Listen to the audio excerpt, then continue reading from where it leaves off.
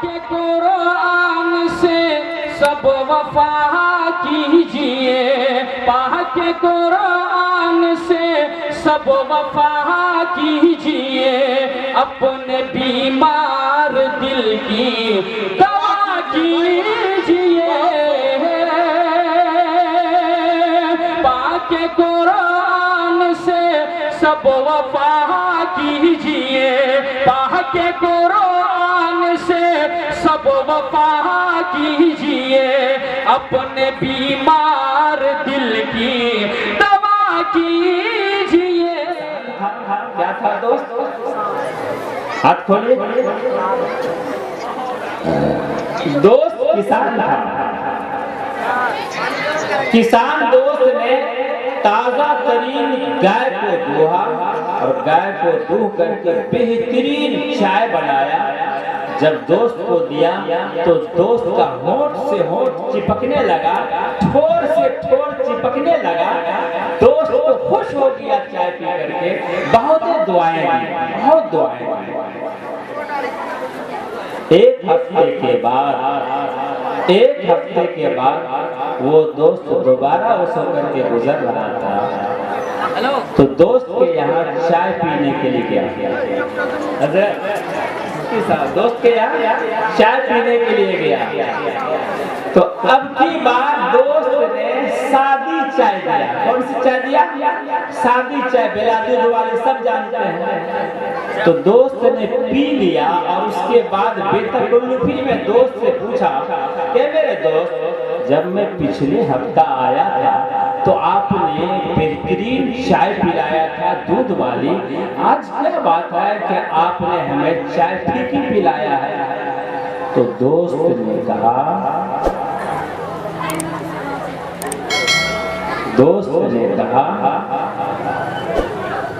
اس کو سمجھے۔ دوست نے کہا کہ میرے پاس آج دودھ نہیں ہے۔ کہا کیوں؟ گائے تو موجود ہے، گائے کا تھن بھی ویسا ہی ہے، پھر دودھ کیوں نہیں ہے؟ کہا گائے موجود ہے، گائے کا تھن موجود ہے، لیکن گائے کا بچہ مر گیا ہے۔ جب گائے کا بچہ طلب کرتا ہے، ماں کے سینے سے لگتا ہے، تو اللہ تبارک و تعالی ڈھانچے کے اندر دودھ ڈالتا ہے۔ گائے موجود ہے اور تھن موجود ہے، لیرو موجود نہیں ہے، اس وجہ سے اس میں دودھ نہیں۔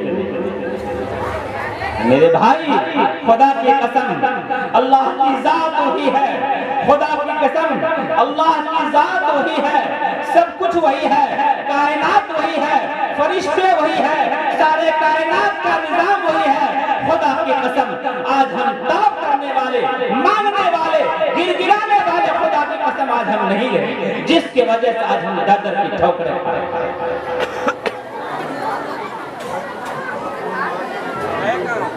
جب سر میں ہوائیں تاتی تھی، سر سبز و شجر امید کا تھا، جب سر عصیاں چلنے لگی، اس پیر نے پھلنا چھوڑ دیا۔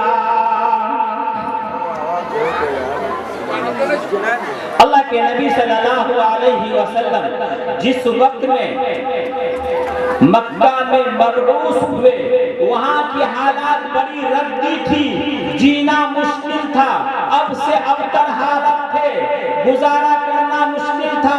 ہر شریف لوگ چاہتا تھا جنگلوں میں جا کر کے اپنی زندگی گزارنا بہتر ہے، چے جائے کہ اس معاشرے میں رہے، جائے کہ اس معاشرے میں جینا دو بھر تھا، فساد معاشرہ اتنا تھا کہ جینا دو بھر تھا۔ تو اللہ تبارک و تعالی نے هو الذی ارسلہ بالہدی، هو الذی ارسلہ، وہ ذات جس نے بھیجا، هو الذی ارسلہ، جس نے بھیجا اپنے رسول کو ہدایت کے ساتھ۔ اس وقت میں کیا تھا؟ سب سے پہلے اصلاح معاشرہ کے لیے کیا دیا؟ علم دیا، علم۔ اور اللہ کے نبی صلی اللہ علیہ وسلم نے علم کے ساتھ صحابہ کرام پر ایسی محنت کی، ایسی تعلیم دیا، ایسی تربیت دی کہ دوستو بزرگوں، جب اللہ تبارک و تعالیٰ نے صحابہ کے ہاتھ میں باغ ڈور دیا، مدینے کی سرزمین سے جب وہ حکومت کرنا شروع کیے تو اسی صحابہ کی جماعت میں ہر فن والا موجود تھے۔ اگر گورنر کی تلاش کی جاتی تھی تو بیک وقت گورنر ملتے تھے، قاضی کی تلاش کی جاتی تھی تو بیک وقت قاضی ملتے تھے، دوستو بزرگوں وکیل کی تلاش کی جاتی تھی تو بیک وقت وکالت کرنے والے ملتے تھے۔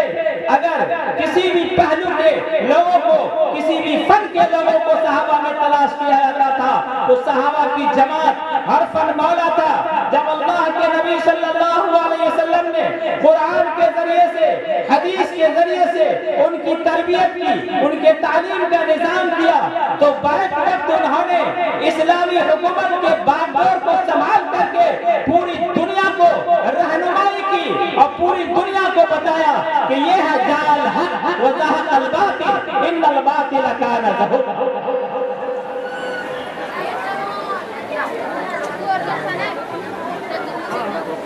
آج اگر ہمیں اپنے معاشرہ کی اصلاح کرنی ہے، پھر لوٹ کر کے اسی نہج پہ، اسی طریقے پہ جانا ہوگا جس طریقے پر اللہ کے نبی صلی اللہ علیہ وسلم کو اللہ تبارک و تعالیٰ نے کھڑا کیا تھا، پھر اللہ کے نبی صلی اللہ علیہ وسلم نے اپنے صحابہ کو تیار کیا تھا۔ دوست بزرگوں، آج ہمیں ہر فن میں ماہر ہونا پڑے گا۔ میں نے سنا شام سے کہ یہ گاؤں الحمدللہ بہت ہی زیادہ تعلیم یافتہ ہے، لیکن میں بتا دوں اگر اللہ نے یہاں علم دین کی دولت سے نوازا ہے تو عصری تعلیم بھی اسی طریقے سے حاصل ہو۔ میں پرسوں ایک جلسہ میں تھا، میں نے تقریباً 1000-2000 کے مجمع میں ہاتھ اٹھانے کے لیے کہا کہ ابھی بی پی ایس سی کا ایک ادنا سا ٹیسٹ ہوا ہے جس کو ماسٹر بننا ہے۔ بی پی ایس سی کا ایگزام ہوا، یعنی ماسٹر بننے کا ایگزام ہوا تو ہم نے پوچھا کہ کس کا گھر کا بچہ، کون سے باپ ایسے ہیں جس کے بال بچہ میں سے کوئی بھی اس دفعہ ماسٹری میں پاس کیا ہو، ذرا ہاتھ اٹھائیے۔ تو شاید کہ پورا مجمع ہاتھ گرائے رکھا۔ شاید آپ کے گاؤں میں ماسٹر بنا ہو اس سال، ذرا کتنے آدمی کا بیٹا ماسٹر بنا، ذرا ہاتھ اٹھائیے تو۔ الحمدللہ اٹھا رہی جی، کہیں سے ہے نا بھائی، اس مجمع میں تو ہے۔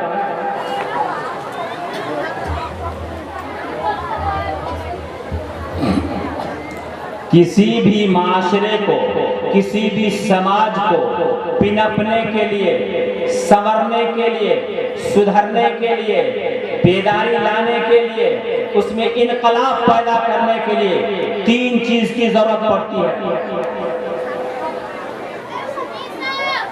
3 چیز کی ضرورت پڑتی ہے: جلوس، فلوس، خلوص۔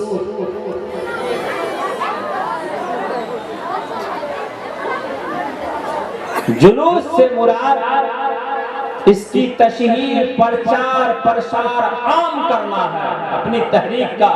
جو جتنے زیادہ پرچار، پرسار، تحریک، اعلان جتنا زیادہ کرتا ہے اتنے زیادہ وہ مشہور ہوتا ہے، مقبول ہوتا ہے۔ فلوس، پیسے کی بھی ضرورت پڑتی ہے، پیسے کی بھی ضرورت پڑتی ہے۔ پیسہ کمانا بھی ضروری ہے، حلال طریقے سے۔ اللہ کے فرض کے بعد حلال روزی کا کمانا فرض ہے، حلال روزی کا کمانا فرض ہے دوستو بزرگوں، اور وہ بھی عزت کے ساتھ پیسہ کمانا، عزت کے ساتھ پیسہ کمانا، چاہے تجارت کے ذریعے سے ہو یا مزدوری کے ذریعے سے ہو یا نوکری کے ذریعے سے ہو، جس ذریعے سے ہو۔ اور خلوص، اللہ کے رسول صلی اللہ علیہ وسلم کے طریقے کے مطابق ہو۔ آج بڑی سے بڑی آبادی ہماری جا رہی ہے، بڑی سے بڑی آبادی بسی ہوئی ہے۔ اگر ہم تعداد کی بات کریں تو گورو سے، فخر سے وہاں کے نوجوان کہتے ہیں کہ ہم مضبوط ہیں، تعداد میں کثیر ہیں۔ کم من فئۃ قلیلۃ غلبۃ فئۃ کثیرہ کا مقولہ قرآن ہمیں بتا دیا ہے کہ یاد رکھو، جس میں چھمتا ہوگا، جس میں طاقت ہوگی، جس کے ساتھ اللہ کی مدد ہوگی، اگر وہ تھوڑے ہوں گے پورے پر غالب ہوگا، اور جس کے ساتھ اللہ کی مدد نہیں ہوگی اگر وہ پورا ہوگا پھر بھی تھوڑا پر بھاری نہیں ہو سکتا ہے، تھوڑا اس کو ہرا کر کے میدان سے بھگا دے گا۔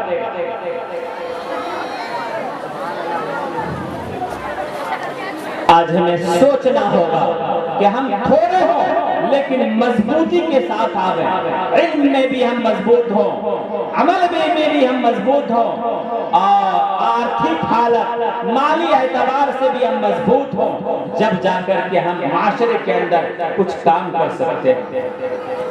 ورنہ تو فقیر باپ ایسا ہی چاہے گا کہ بیٹی کے شادی کے لیے دھن جمع کرو، اور بیٹا کے شادی کے لیے کھلے چھوڑ دو، اپنا جھولا اٹھائیں گے اور سارے اعمال کو اسی جھولا میں ڈال کر کے اور پھر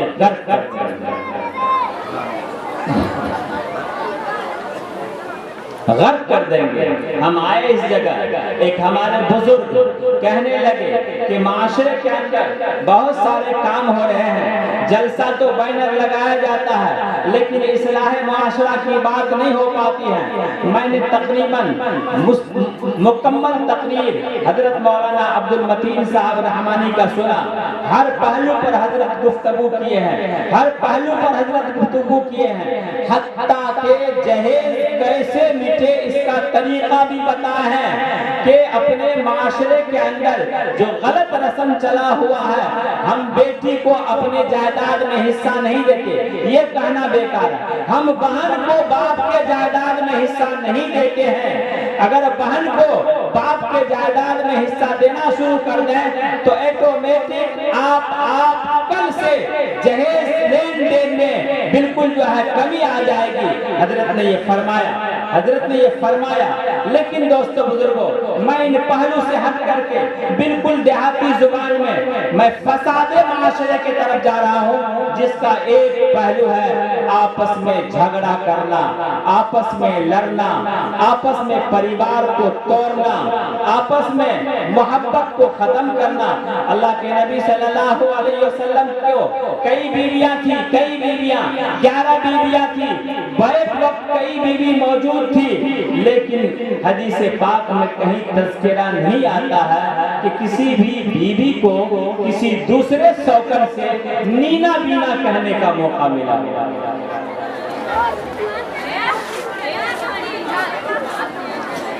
لیکن آج ہمارے معاشرے میں اگر کسی کے گھر میں 4 بیٹا ہے، 4 عورت آ گئی تو ایسا بانٹ دیتی ہے کہ اس جگہ زندگی جینا مشکل ہو جاتا ہے، مشکل ہو جایا کرتا ہے۔ ماں بہنوں، اللہ نے آپ کی بڑی فضیلت رکھی ہے، بڑا مرتبہ دیا ہے۔ آپ وہ ہو جس نے اللہ کے نبی صلی اللہ علیہ وسلم جب گھبراہٹ میں تھے، پریشانی میں تھے، پریشانی میں تھے، ہیرا پہاڑی سے اتر کے آئے، کہہ رہے ہیں مجھے کمبل اڑا دو، مجھے چادر اڑا دو۔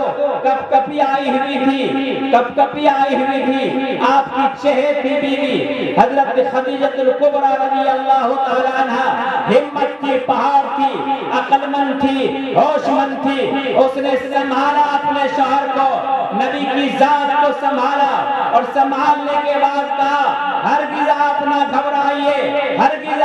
گھبرائیے، آپ کے اوپر جن بھوت کا اثر نہیں ہو سکتا ہے، کیونکہ آپ بھلے ہیں اور بھلا کام کیا کرتے ہیں۔ آپ بھلے ہیں اور بھلا کام کیا کرتے ہیں۔ چنانچہ وہی وہ عورت تھی جس نے اپنے شوہر کو سنبھالا۔ اے ماں بہنوں، آج ضرورت ہے کہ آج آپ اپنے شوہروں کو سنبھالو، شوہروں کو بگاڑو مت۔ جب شام کے وقت میں شوہر آپ کے گھر آوے تو اس کو اچھی حیت اور اچھی شکل دکھلاؤ۔ آپ ان سے اپنے گھر کی کہانی نہ سناؤ، گھر کے پورے دن کی کارگزاری نہ سناؤ کہ آج ایسا ہوا اور ایسا ہوا، جس سے کھولتا ہوا خون اس کا آ جائے اور سر پہ غصہ سوار ہو جائے، بجائے وہ آرام کرنے کے فساد مچانا شروع کر دے۔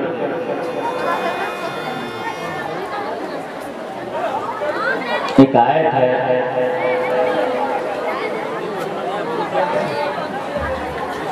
جو آیت جب نازل ہوئی، وَأْمُرْ أَهْلَكَ بِالصَّلَاةِ وَاسْتَبِرْ عَلَيْهَا، یہ جب آیت نازل ہوئی پورے کی پورے تو ایک صحابی ابو سعید خدری رضی اللہ تعالیٰ عنہ فرماتے ہیں کہ اللہ کے نبی صلی اللہ علیہ وسلم فجر کے وقت میں 8 سال تک، فجر کے وقت میں 8 ماہ تک، 8 مہینے تک فجر کے وقت میں حضرت علی کے دروازے پر جاتے رہے اور نماز کی تلقین، جبکہ خود نمازی تھے، نماز کی تلقین کرتے رہے 8 مہینے تک۔ جب یہ آیت نازل ہوئی کہ اے نبی اپنے گھر کے لوگوں کو نماز کا حکم کیجئے، اے معاشرے کے لوگوں ہمارا فساد وہیں سے ہوا ہے، وہیں سے اصلاح کرنی ہوگی۔ ایک تو علم کے ذریعے سے گھر گھر میں علم کو عام کرنا ہوگا، اور دوسرے عمل کے ذریعے سے، اور عمل میں سب سے اہم چیز جو معاشرے میں ہے، جو اللہ کے نبی صلی اللہ علیہ وسلم پر نازل ہوئے یہ حکم، تو وہ یہ ہے کہ مساجد کا قائم کرنا اور مساجد کو آباد کرنا، یعنی مرد عورت چھوٹے بڑے ہر ایک کے اندر نماز کا ذوق شوق اور پابندی کا ہونا۔ جگہ سے جب تک کہ ہم نہیں جڑیں گے، لاکھ ہم اس فساد کو دور کرنے کی کوشش کریں گے نہیں ہو سکتا ہے، کیونکہ قرآن خود کہتا ہے ان الصلاۃ تنہی عن الفحشاء والمنکر، ان الصلاۃ تنہی، خود قرآن کہتا ہے کہ نماز ایک ایسا عمل ہے، نماز ایک ایسا عمل ہے جس کے ذریعے سے ہماری اصلاح ہو سکتی ہے، کیونکہ ہر فحش اور بری بات سے، ہر منکرات سے روکنے کی صلاحیت اس نماز کے اندر موجود ہے۔ 100 گھر کی آبادی ہے، ریٹائر بڑھوا 4 یا 5 مسجد میں ہے۔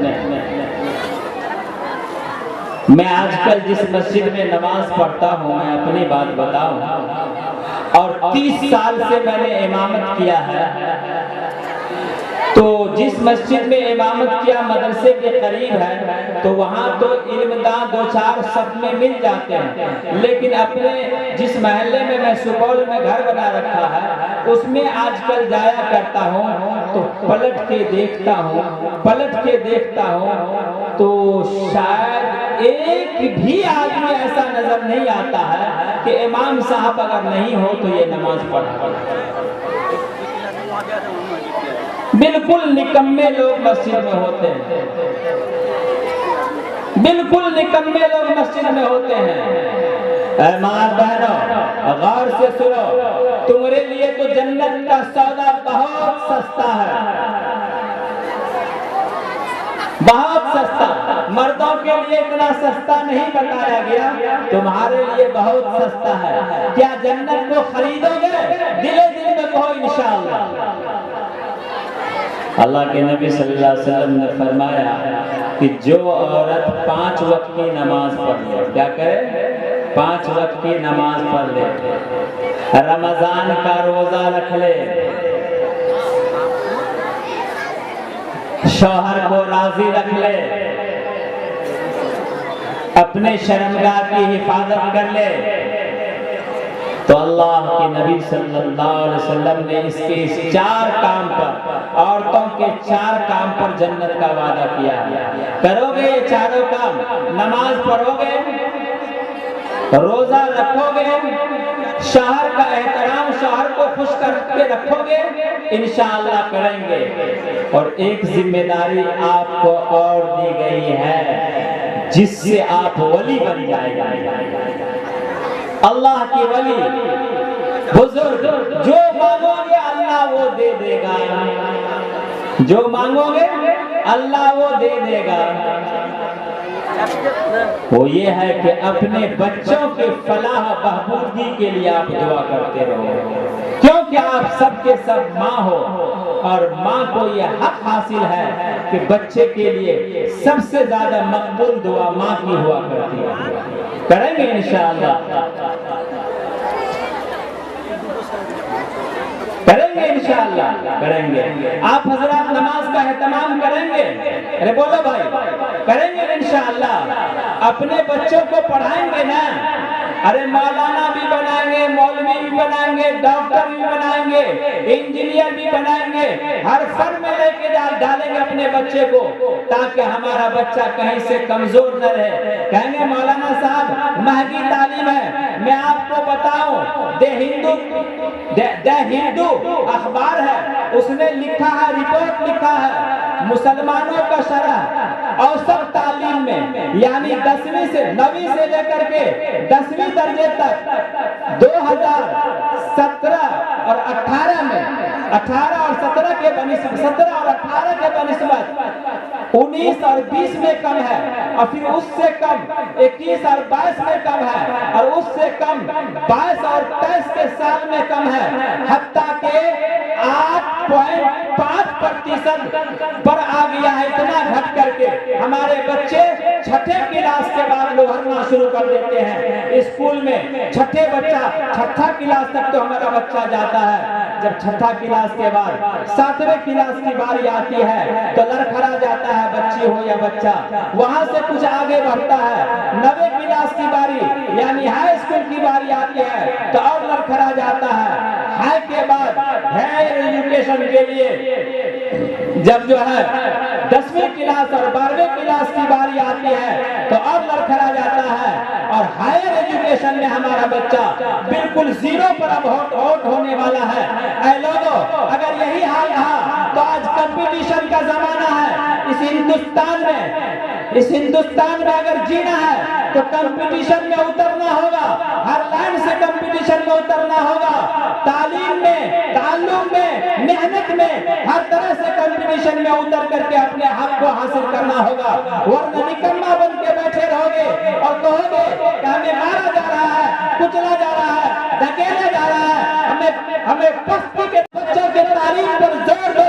ایک طرف حضرت مولانا الیاس صاحب رحمت اللہ علیہ کہا کرتے تھے، ملفوظات میں ان کا بیان ہے، کہا کرتے تھے کہ دن بھر تو 6 نمبر کے مطابق محنت کرو اور رات میں اللہ کے سامنے گر گرا اللہ سے مانگو۔ اے میرے دوست بزرگوں، خدا ہمارے ساتھ ہے، ہم دن بھر محنت کریں، رات میں تہجد میں اٹھ کر کے اللہ سے مانگیں، اللہ ہمارے حالات کو سنوار دے، اللہ ہمارے معاشرے کو سنوار دے، اللہ ہمارے بچی کی شادی کر دے، اے اللہ ہمارے دلوں میں سنت اور رسول اللہ صلی اللہ علیہ وسلم کی محبت ڈال دے۔ جو لوگ یہ مانگتے رہیں گے اللہ اسے دیندار بنائے گا، اللہ تبارک تعالیٰ اس کی مدد فرمائے گا، اللہ تبارک تعالیٰ اس کے کام کو غائب سے بناتا رہے گا۔ آج ہم نے اللہ سے مانگنا چھوڑ دیا ہے، اللہ سے مانگنا چھوڑ دیا ہے۔ اے میرے دوستوں بزرگوں، گر گرا کر کے نمازوں میں مانگو، اپنے حالات کی اصلاح کے بارے میں، ماں اور بہنوں اپنے بچے کے بارے میں، آپ کے بچے موبائل کے زمانے میں بالکل بہک رہے ہیں، آپ کی بچیاں بھٹک رہی ہیں، آپ ان کے لیے مانگو، ان کی تربیت کرو، 10 منٹ آدھا گھنٹہ پر ٹائم دو، اور ٹائم دے کر کے اپنے مجبوری کو انہیں سمجھانے کی کوشش کرو، اور پھر انہیں راستہ دکھاؤ کہ تمہیں ترقی کی طرف اس طرح جانا ہے۔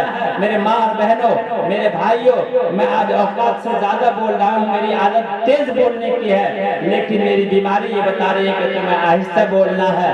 میں اپنی بات کو سمٹتے ہوئے پھر ایک بار ماں اور بہنوں کی طرف جا چاہتا ہوں کہ آپ معاشرے کے اندر جھگڑا کا جڑ جو ہے اس کو کم کیجئے، کیونکہ اپنے آپ کو برتر مت سمجھیے، اپنے آپ کو کمتر سمجھیے، ساس کی جو پوزیشن ہے وہاں رہے اور بہو کی جو پوزیشن ہے وہاں رہے، جس کی جو پوزیشن ہے وہاں رہیں اور وہاں رہ کر کے معاشرے میں اتحاد و اتفاق محبت کا بول بالا کرنے کی کوشش کریں۔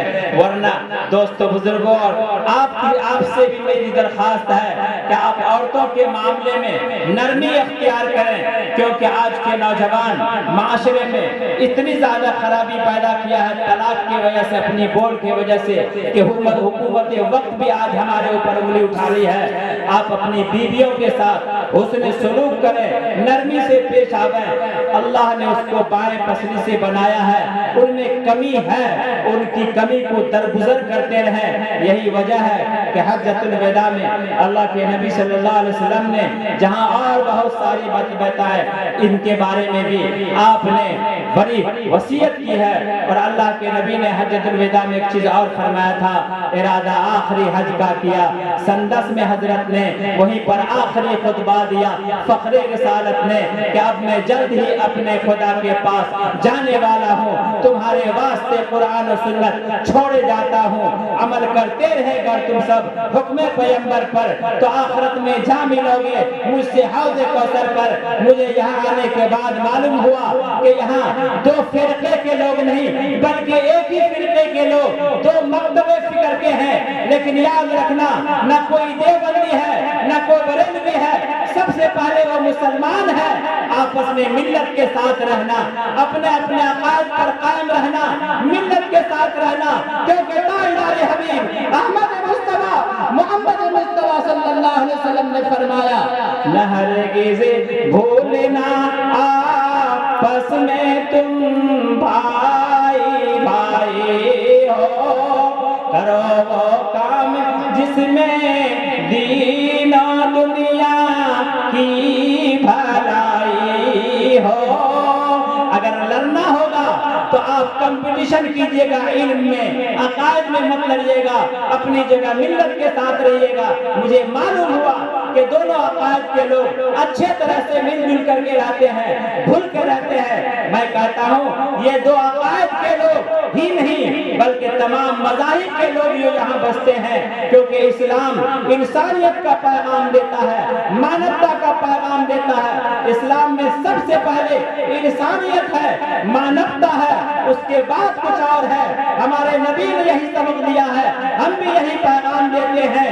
امام البشریہ کا یہی پیغام ہے، جمیع العلماء کا یہی پیغام ہے، تمام تنظیم کا پیغام ہے کہ مل جل کر کے ہم زندگی گزاریں گے، گنگا جمنی تہذیب کو ہم خوب سنواریں گے، ایک بن کے رہیں گے، ایک بن کے رہیں گے، اور اپنے ملک کی بھی حفاظت کریں گے اور ملک کے اندر میں رہنے والے کی حفاظت کریں گے۔ اللہ تبارک و تعالی ہم اور آپ کو عمل صالح کی توفیق نصیب فرمائے۔ وآخر دعوانا ان الحمدللہ رب العالمین۔